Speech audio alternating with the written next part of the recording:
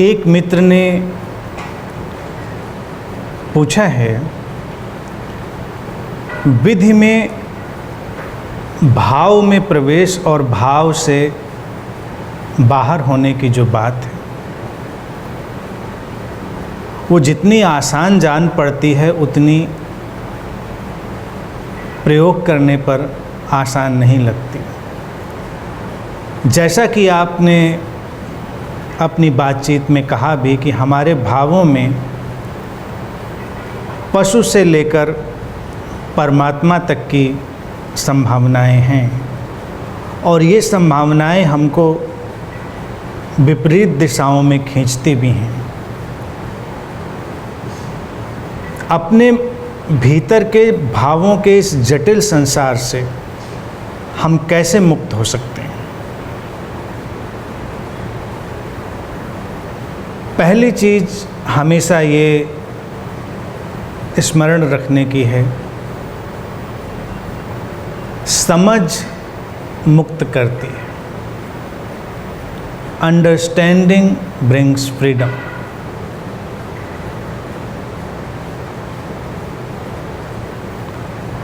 अगर तुम ठीक ठीक समझोगे नहीं बात को,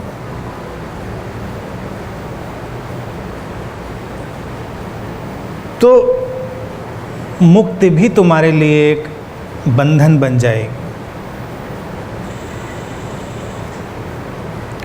और फिर मुक्ति की कामना इतनी ज़्यादा क्यों? हर बात में तुम मुक्त होने की जल्दी मत करो।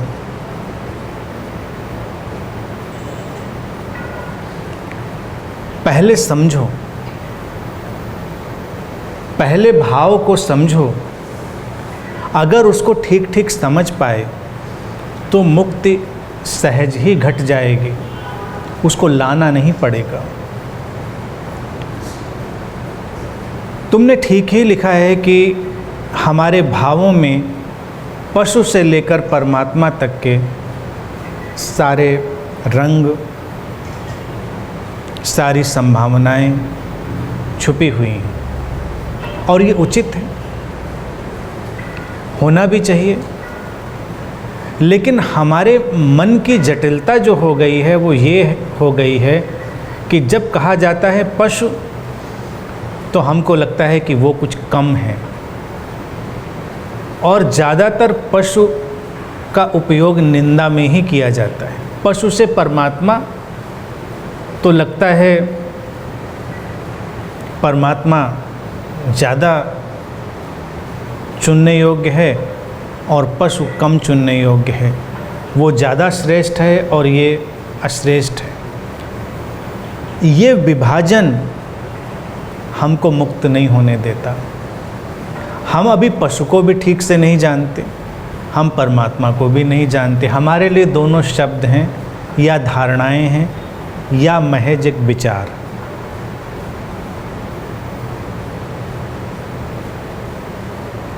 अध्यात्म का जो विज्ञान है वो हमारे भीतर समझ लाने का एक आयोजन है और विभाजन को समाप्त करने का आयोजन। लेकिन जो धर्मों का जगत रहा है पूरा, वो विभाजन पर खड़ा है। एक चीज़ की निंदा तो दूसरे की प्रशंसा, तो तुम्हारे अंदर लोभ जागता है। अगर तुम धर्मों का जगत बहुत विश्लेषण करके देखोगे तो वो तुम्हें नए किस्म के लोभ पकड़ाता है। अब पशु नहीं रहना है, परमात्मा हो जाना है। परमात्मा भी तो उतरते उतरते पशु ही हुआ है, वही तो हुआ है। या पशु कोई अलग व्यवस्था है? विभाजन कहीं नहीं है। पशु का अर्थ है हमारे अंदर का वो एनिमल इंस्टिंक्ट या एनिमल नेचर जो प्राकृतिक ढंग से चलता है, प्रकृति पर खड़ा है। पशु शब्द बना है पाश से, बंधन से, जो बंधता है। हमारे पास जो शरीर है वो पशु है, क्योंकि वो प्रकृति से बना है। प्रकृति के बंधन, प्रकृति के नियम उसके ऊपर लागू होते हैं। ऐसा कोई भी शरीर नहीं जिसके ऊपर कोई नियम लागू ना होते। वो शरीर के बंधन हैं, वो शरीर की सीमाएं भी हैं। तुम बीमार भी पड़ोगे, स्वस्थ भी होगे, तुम वृद्ध भी होगे, मृत्यु भी होगी, दुर्घटनाएं भी होंगी, पीड़ा भी होगी, प्रसन्नता भी होगी, बहुत कुछ होगा इस शरीर के साथ। और वो एक प्राकृतिक व्यवस्था के हाथ में है, वो तुम्हारे हाथ में नहीं। शरीर पूरा का पूरा प्रकृति के वश में है, तुम्हारे वश में नहीं। लेकिन हम कोशिश करते हैं कि शरीर को भी अपने वश में कर लें। ज़्यादातर योगियों, साधकों का प्रयास यही रहा कि शरीर को अपने वश में कर लें, उससे लड़ाई लड़ें। लेकिन वो होता नहीं, वो विद्रोह करता है, रिवोल्ट करता है। भाव में जो तुम पशु से परमात्मा की बात करते हो, जिसको मैं भी कहता हूँ, तो मैं केवल तुमको संकेत देने के लिए करता हूँ, विभाजन और निंदा के लिए नहीं। कहने का मेरा अर्थ इतना ही होता है कि बहुत संभावनाएं हैं, तो हम किसी एक संभावना पर क्यों रुकें। अब तुम्हारे अंदर काम, क्रोध, लोभ, मोह, तरह तरह के भाव हैं। इन भावों को तुम पाशविक मान सकते हो। फिर तुम्हारे अंदर प्रेम, शांति, करुणा, ये सब भाव भी हैं। तुम इन्हें दैवीय या ईश्वरीय भाव मान सकते हो। लेकिन पहले के भावों में और दूसरे भावों में कोई फंडामेंटल डिवीज़न नहीं है, आधारभूत विभाजन नहीं है। एक भाव जब समझा जाता है तो वो समझ ही रूपांतरित होकर किसी दूसरे भाव में बदल जाती है। अब जैसे तुम्हारे अंदर क्रोध का भाव है, क्रोध तुम्हें बिल्कुल पाशविक बना देता है, बिल्कुल एनिमल बना देता है। लेकिन क्रोध के भाव को तुमने नहीं पैदा किया या कि पैदा किया, वो भाव तुम्हारे अंदर आ गया है, वो तुम्हारे जीवन शैली का हिस्सा है। सभी को कम ज़्यादा मात्रा में भाव मिला हुआ है। और फिर तुम्हें ये बात भी पता चल जाती क्रोध से मुक्त होना है, तो तुम एक लड़ाई लड़ने लगते हो। उस लड़ाई लड़ने में होता क्या है कि क्रोध को कभी समझा नहीं जा पाता, उसको बिना समझे ही उससे तुम उलझ जाते हो। लेकिन अगर एक बार तुम उसको समझ लो ठीक से, तो तुम्हारे देखते देखते ही वो रूपांतरित हो जाता है। तुमको प्रयास नहीं करने पड़ते, तुमको कोई अतिरिक्त प्रयास उसमें नहीं डालना पड़ता, वो रूपांतरण बहुत ही सहज ढंग से हमारे सामने आ जाता है। अब जैसे ध्यान विधि के संदर्भ में अगर देखें तो अक्षर से उभरी ध्वनि और ध्वनि के पीछे का भाव, और सूत्र कहता है अक्षर से मुक्त होना है, ध्वनि से मुक्त होना है, और फिर उसके पीछे के भाव से मुक्त होना है। और फिर पिछली बार एक प्रश्न में ये भी पूछा गया था कि अपने नाम के साथ प्रयोग किया गया, और मैंने सुझाव भी दिया था कि अपने नाम के साथ भी प्रयोग कर सकते हो। नाम, उसकी ध्वनि और उसके पीछे का भाव।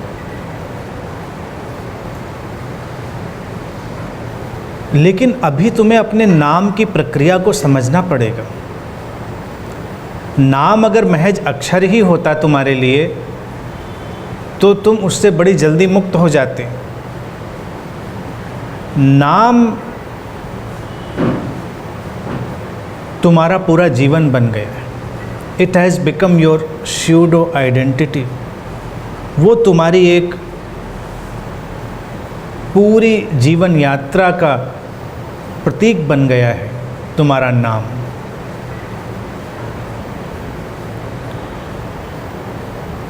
हर व्यक्ति नाम के पीछे दौड़ रहा है। अपना नाम छोड़ दे तो अपने कुल, अपनी जाति के नाम के पीछे दौड़ने लगता है। उससे थोड़ा आगे बढ़ जाए तो अपना देश, अपने धर्म के नाम के पीछे। सब तुम्हारे ही नाम का एक्सटेंशन है। क्या तुम्हें नहीं ये लगता कि तुम्हारा जो धर्म का प्रेम है, तुम्हारा जो राष्ट्र का प्रेम है, तो वो तुम्हारे ही नाम का एक्सटेंशन है? क्योंकि तुम हो यहाँ पर। तुम किसी और देश में होते तो तुम कोई और नाम ले रहे होते, नहीं ले रहे होते। तो नाम तो बेमानी है, वो तुम्हारे ही अहम से निकलकर फैला है। लेकिन इसको जब हम बहुत सजग होकर देखेंगे कि सचमुच में ये क्या है, इसने हमको कितना बनाया है, हमारा कितना इन्वेस्टमेंट है इसमें, और इससे हमको सचमुच में क्या मिल रहा है, तो तुम हैरान रह जाओगे। तुम देखोगे कि हमने एक ऐसी जगह पर अपने जीवन का इन्वेस्टमेंट किया है जिससे हमको कुछ भी नहीं मिल रहा। तुम कितने भी प्रसिद्ध हो जाओ, फिर भी तुम अकेले, खाली, उदास, परेशान हो जाते हो। तुम देखोगे ज़्यादातर प्रसिद्ध लोग ही आत्महत्या करते पाए जाते हैं, क्योंकि उनको लगता है और ज़्यादा होना चाहिए था, कम रह गया। या ड्रग्स के शिकार, अल्कोहल के शिकार, या किसी न किसी अवसाद के शिकार, निराशा के शिकार पाए जाएंगे। क्योंकि तुम्हारा नाम कितना भी बड़ा हो जाए, वो तुमको बड़ा नहीं बनाता। और तुमको हमेशा कहा जाता है कुछ नाम करो। दुनिया में आए हो तो नाम करके जाना। कोई ये नहीं कहता कि दुनिया में आए हो तो जीकर जाना, अच्छे से जीकर, प्रसन्न होकर जाना। नाम बने न बने क्या फ़र्क पड़ता है। और गहरे शांति के क्षणों में, गहरे ध्यान के क्षणों में, गहरे प्रेम के क्षणों में तुम्हें इन सब बातों से कोई लेना देना नहीं होता। तुम्हें नाम की कोई परवाह नहीं होती। जब तुम ध्यान में डूबते हो तुम नेमलेस हो जाते हो, अनाम हो जाते हो। तुम प्रेम में गहरे होते हो, तुम नेमलेस हो जाते हो, अनाम हो जाते हो। नाम केवल एक स्यूडो आइडेंटिटी, एक स्यूडो व्यवस्था है। उसके पीछे जो भाव हैं वो भी वास्तविक नहीं है। इसको धीरे धीरे देखना पड़ेगा। जब तुम इसको देखोगे तो तुम्हारे सामने दो चीज़ें दिखाई देंगी। एक तुम्हारे वास्तविक जीवन का होना, और एक उस नाम से जुड़ी कुछ भाव दशाओं का होना। और तुम दोनों में धीरे धीरे भेद भी कर पाओगे, फिर तुम उन्हें छोड़ भी पाओगे। तुम बड़ी शांति अनुभव करोगे। अगर तुम अपने नाम से थोड़ा डिटैच हो पाओ तो तुम देखोगे तुम कितनी शांति अनुभव करते हो। कोई तुम्हारी प्रशंसा करता है, निंदा करता है, तुम उससे थोड़े अछूते बने रहते हो। भारत में संन्यास की परंपरा शुरू की गई, वहाँ भी सब यही बात थी। लेकिन हर अच्छी परंपरा कुछ दिनों में विकृत हो जाती है, क्योंकि किसके हाथ में पड़ गई है बात उससे तय होती है। परंपराएं अपने आप में मूल्यवान नहीं होती, किसके हाथ में। इसीलिए परंपराओं का गौरवगान सबसे मूर्खतापूर्ण काम। विवेकपूर्ण, होशपूर्ण व्यक्ति के पास जो कुछ होगा सुंदर हो जाएगा, और अविवेकपूर्ण और असजगता में जीते हुए व्यक्ति के पास जो कुछ होगा सब कुरूप हो जाएगा। तो संन्यास में व्यक्ति का नाम बदल देते, दूसरा नाम दिया जाता। वो सिंबॉलिक था, प्रतीकात्मक था कि तुम्हारा पहला नाम, उसका कोई मूल्य नहीं, और नाम का ही कोई मूल्य नहीं है। नाम बदले जा सकते हैं। तुम अपने अंदर एक विशुद्ध चेतना हो, प्योर कॉन्शियसनेस। लेकिन फिर सन्यास का जो नाम मिल जाता तो लोग उससे और ज़्यादा ग्रस्त हो जाते थे, उससे और ज़्यादा ऑब्सेस्ड हो जाते थे। तुम देखो बाहर सन्यासियों के आगे कैसे कैडर लगे होते हैं। स्वामी तो एक जानते हो तुम, स्वामी के अलावा और पता नहीं कितने आगे पीछे, मेरा भी ज्ञान उसमें ज़्यादा नहीं। लेकिन तुम देख सकते हो उनके नाम के आगे बहुत सारे और उपनाम लगे हुए, विशेषण लगे हुए, और फिर उनके साथ अटैचमेंट है। किसी का अगर वो काट दो थोड़ा सा तो विचलित हो जाता है, किसी स्वामी को स्वामी ना बुलाओ विचलित हो जाता है, वो अपने नाम से ग्रस्त हो जाता है। जबकि सन्यास की परंपरा थी कि नाम बेमानी है, तुमको अपनी चेतना में प्रवेश करना है। मुख्य चीज़ ये है, भाव नाम का छूटेगा तब जब ये व्यर्थता दिख जाएगी, अन्यथा वो छूटेगा नहीं। अन्यथा हम उसको छोड़ेंगे तो कुछ और पकड़ लेंगे। अभी तक के हमारे जीवन का यही ढंग है, जब हम एक चीज़ छोड़ते हैं तो दूसरी पकड़ लेते हैं।